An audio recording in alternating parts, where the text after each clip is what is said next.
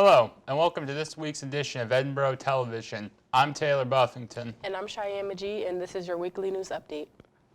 Last week held Edinboro University's annual academic festival. This week consisted of panels, video screenings, and students showcasing their research from various departments. Edinboro's Journalism and Public Relations Department brought in alumna Randy McElwain to discuss media and race. The speech touched on how his race should not affect the way he covers the story and the importance of being a truthful journalist. Last Tuesday, Edinboro University hosted the Northwestern Pennsylvania premiere of the fracking document, Dear President Obama, as part of the university's annual academic festival. The anti-fracking documentary was written and directed by six-time grantee of the National Geographic Expeditions Council and award-winning journalist John Bowermaster. The documentary takes a cross-country look at the fracking and the destruction of the drilling process is causing our nation. Well, I think that all of this new extreme energy extraction is us grasping for the last breath of fossil fuel, and I think we should just take a step back, reassess, and really commit ourselves to developing renewables so that, you know, when students at Edinboro now are in their 40s and 50s, we're well on the way to a future that's supported completely by renewables. If things don't change fast in terms of how much carbon we create by burning stuff, we're going to be in big trouble. The planet's going to continue to heat up. We're going to have sea level rise. Here in Edinboro, like all college campuses, I mean, there's lots that students can do, and it starts with simple stuff, both organizing educational efforts, you know, learn more, you know, have meetings, show these movies, etc. Go to marches, participate in rallies, and also vote, because it makes a huge difference. For more information about the Dear President Obama film, visit dearpresidentobama.com. Want to learn more about our town? WQLN Television will be presenting Our Town Edinboro April 7th. Our Town is an exclusive look at towns in the area who highlight their town. This intriguing video scrapbook exhibits people, places, and all of their happenings in Edinboro, Pennsylvania, as seen through the eyes of its residents. Community members collected video and photos to showcase their Edinboro story. To view this highlighting documentary of Edinboro, tune into WQLN TV or log on to WQLN to stream it live.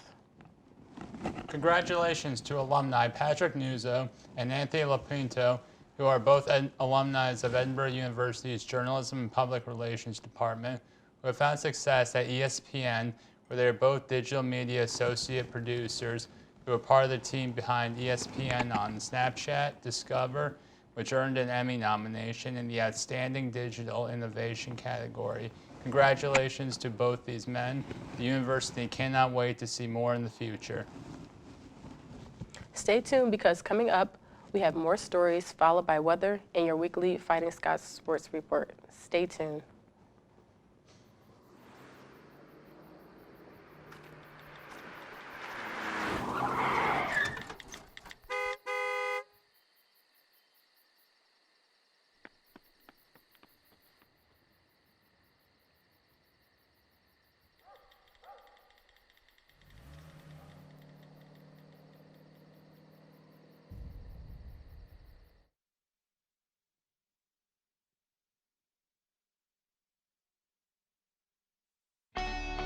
I chose Division II because athletes graduate at a higher rate. I can stay closer to home and be an important part of the community. I chose Division II because I can double major and take part in campus activities. I chose Division II because classrooms are smaller. Students have more time with their instructors. And I can compete for a national championship. I chose Division II for all these reasons and more. I chose Division II. The United States Navy Band Sea Chanters will perform a free concert on Tuesday, April 5th at 7:30 p.m. in Lewis C. Cole Auditorium. The concert will consist of 20-voice chorus accompanied by a three-piece rhythm section. The group will perform a variety of styles ranging from patriotic selections to the Broadway show Stoppers. The special performance by the Navy's official chorus is part of the Navy Band Sea Chanters National Tour. Free tickets are available but must be picked up at the Edinburgh University Department of Music in the William P. Alexander Music Center on the Edinburgh campus. Please call 814-732-2555 in advance to make arrangements to pick up your tickets. When it comes to Netflix, the saying one more episode never really means just one more.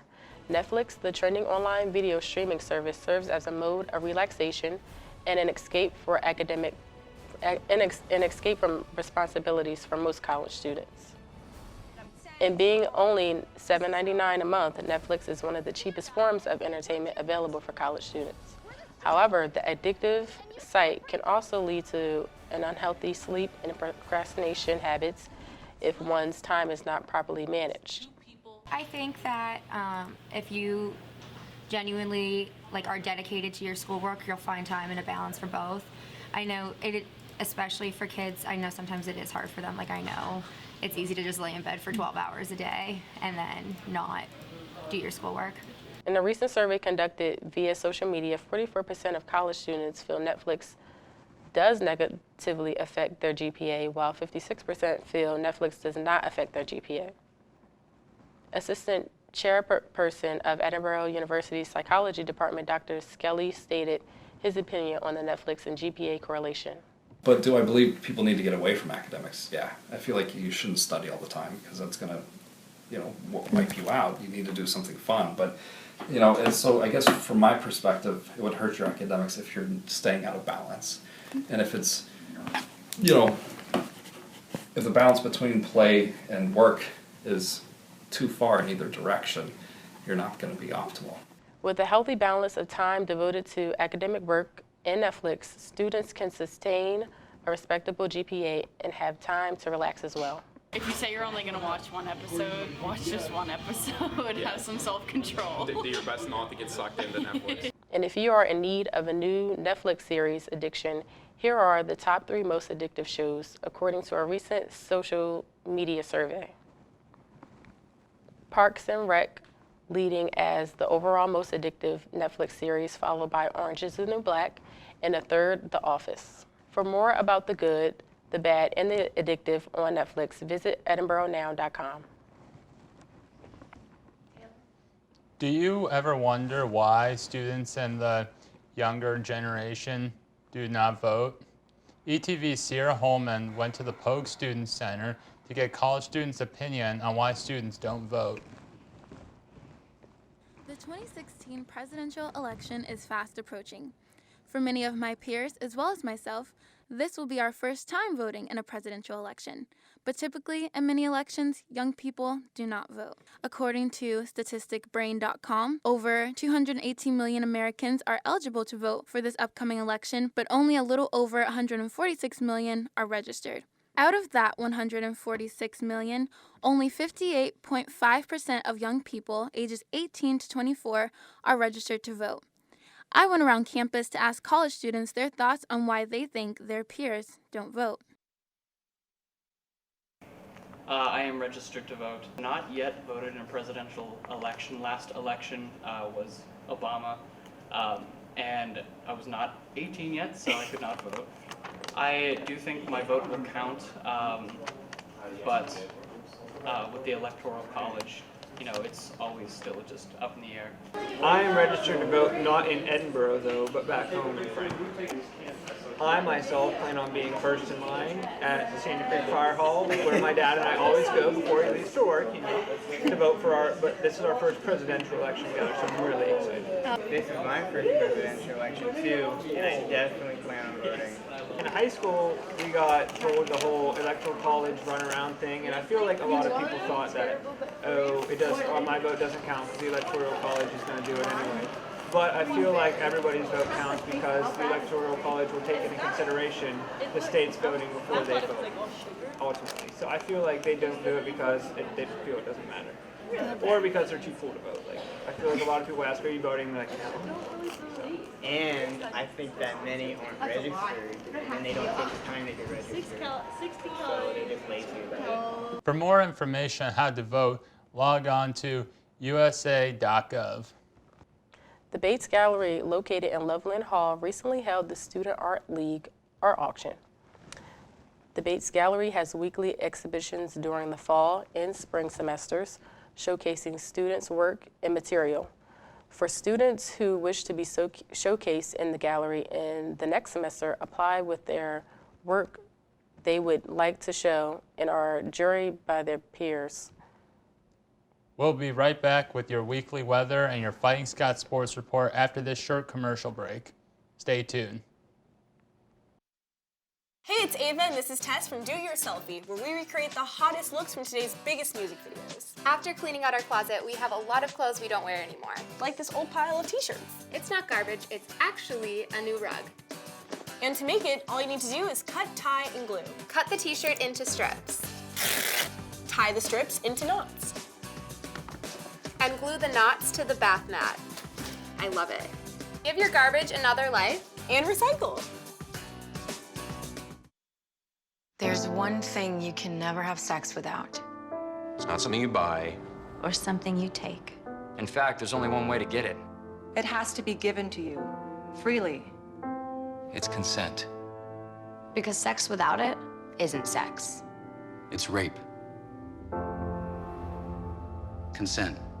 If you don't get it, you don't get it. It's on us to stop sexual assault. Learn how and take the pledge at itsonus.org.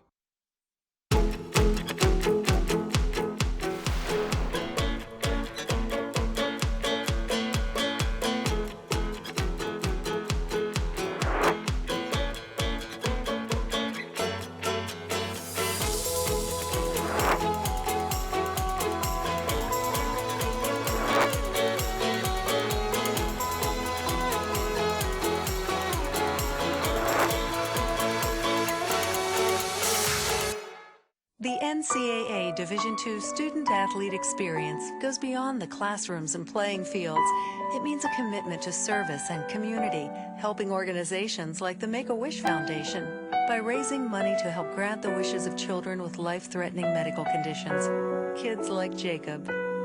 Some student-athletes gave of their time and their energy to raise the money. It was fun to meet everyone. NCAA Division II, training student-athletes for lifelong achievement.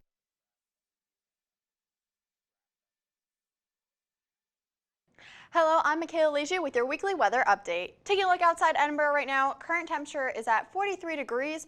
Feels a little more like 30 though, so if you're heading outside, make sure you grab a coat. Skies are showing to be mostly cloudy with light snow.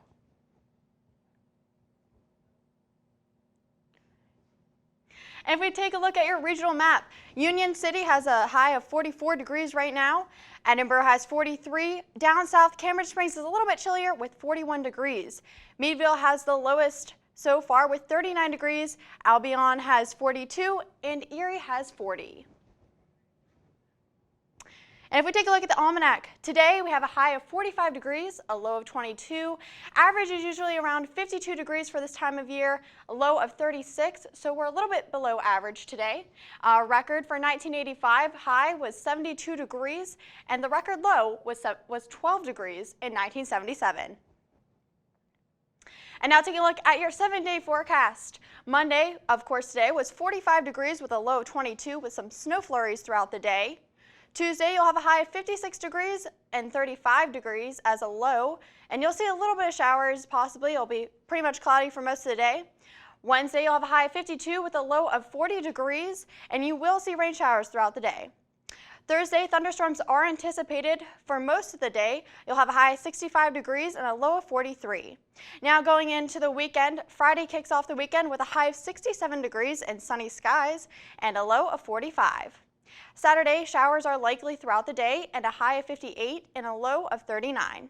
And then wrapping up the week, Sunday will be sunny with a high of 63 and a low of 43. And for a little trivia for you, since we're all anticipating those warm, hot temperatures, the highest USA temperature on record was 134 degrees Fahrenheit, 58 degrees Celsius in Death Valley, California, and that was on July 10th, 1913.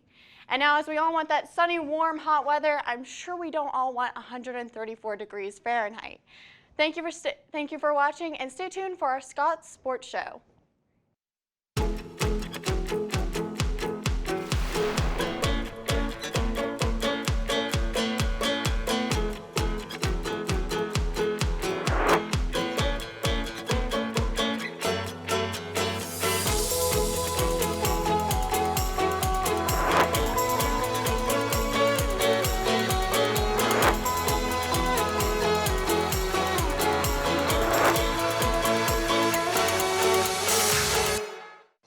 to see you guys. So, what's up? Oh, we finally bought a place. Holy cow. You seriously have enough saved to do that? We've been putting a little aside each month. Jeez, at the end of the month, we have nothing left to save. Yeah, I have no idea where it goes. Well, you're spending a lot on... Was it good? Oh, God. Oh, how is my account overdrawn? When it comes to financial stability, don't get left behind. Get tools and tips for saving at feedthepig.org. Hello and welcome to your Fighting Scots Sports Report. I'm Drew Patrick. We start today off with the tennis team as the men, they were on a roll this year and they took it into their matches against Charleston and West Virginia Wesleyan this weekend. On the men's side, the men started with their battle against the University of Charleston. They had an 8-1 victory in this. Vitor Albanese, Marcusio Santos, Mateus Santos, Daniel Fernandez, Thomas McCoy, they all picked up wins in singles, and in doubles, they swept right through doubles. Now let's go over to West Virginia Wesleyan. This was a tighter contest, but the Edinboro University Fighting Scots, they took down the third-seeded team in the region, West Virginia Wesleyan. Vitor Albanese defeated Nathan Sabate 6-4, 6-4 on his way to earning his third straight PSAC Player of the Week. And in doubles, the teams of Vitor Albanese and Camilo Moncoyo and the team of Daniel Fernandez and Mateus Santos picked up victories there. With the win, the team moves to 16-2 on the year, and they get a break this week. The women, however, were in action against those two teams this week. They started off dropping a 7-2 decision against Charleston before coming back to beat West Virginia Wesleyan 8-1, the final score there. Anastasia Dosick, Mauricia Tomuzik, Laura Lopez, Roxana Ye, and Jenna Vukonovic all had victories in this one. And in doubles, they swept. With the victory, the ladies improved to 11-6 on the year, and they face both Slippery Rock and Clarion this week. The lacrosse team, they had a tough week this week as they started off battling the 7th-ranked Mercyhurst on Tuesday. They started off this one playing hot against the 7th-rated team in the country, and they get a quick score right here by the freshman Fisher. That's her third goal of the year, and it was tied up at 2-2. Becca Martin then, here with the free position shot. She gets ready to go, and yes, indeed, that goes in, and we had a tie game here, all at 4 apiece early in the first half. Later on, this is Emily Peters, dances around, quick pass over, and yes, indeed, Becca Martin gets her second goal of the game. It was tied 6-6 at the half. Coming back from the half, head coach Caitlin Fermata was trying to pump up her girls as best she could, and they started off again with a good start there. That is Emily Peters with the goal right there. That made it 7-8, and here they tie Alexa Healy coming out of nowhere to get the goal there. Ties it up at 8. However, unfortunately in this one, Mercyhurst, their defense just too strong, and they ultimately get the win 12-9 in this one. The ladies then played Kutztown and East Stroudsburg this weekend in an out-east battle. They started with Kutztown. In this contest, Kutztown and Edinboro, this was as back and forth could be, but they fall 11-10 in the final minutes. Emily Peters had 3 goals in this contest. Sydney Hryko and Becca Martin had 2 each. Their next game was East Stroudsburg, and the Warriors, they won in big fashion in this one, dominating this matchup with a 17-4 score. With the loss, the ladies fall to 5-6 and 1-6 in the PSAC. They have a couple matches this week. They have their last non-conference match against West Virginia Wesleyan, and then they face Millersville this weekend. The Track and field teams, they traveled down to Slippery Rock to compete in the Slippery Rock Open. Starting on the ladies' side, Sadria Brown led the way with a top place finish in the triple jump with a jump, of 10.95 meters. She led the way for her teammates Sydney Black and Ashton Feigl to finish 5th and 6th in this. In the discus throw, Neely Parsons took home a 7th with a throw of 35.57 meters. That is a new school record. Gabby Schultz took home 2nd in the shot put with a throw of 13.1 meters. And senior Hillary Norris took 2nd in the 100-meter hurdles with her time of 15.08. In total, there were 10 Scots in the top, or there were 12 fighting Scots in the top 10 of events. On the men's side, Brady Diener took home top spot in the 1,500-meter run with a time of 4:14.71. Teammate John Gousseau finished 4th with a 4:18.46 time. Joe Lohr finished 4th in the 400-meter dash with a time of 53.09.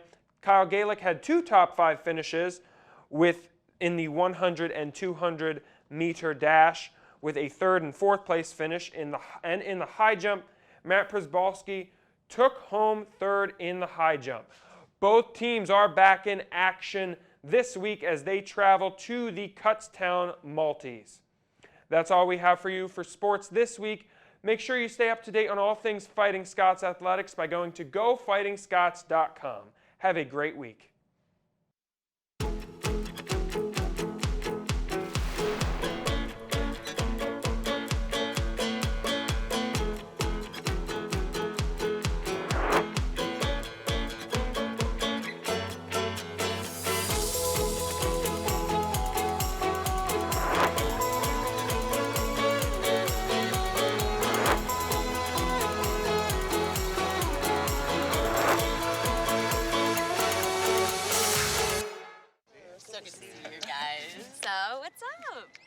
We finally bought a place. Holy cow. You seriously have enough saved to do that? We've been putting a little aside each month. Jeez, at the end of the month, we have nothing left to save. Yeah, I have no idea where it goes.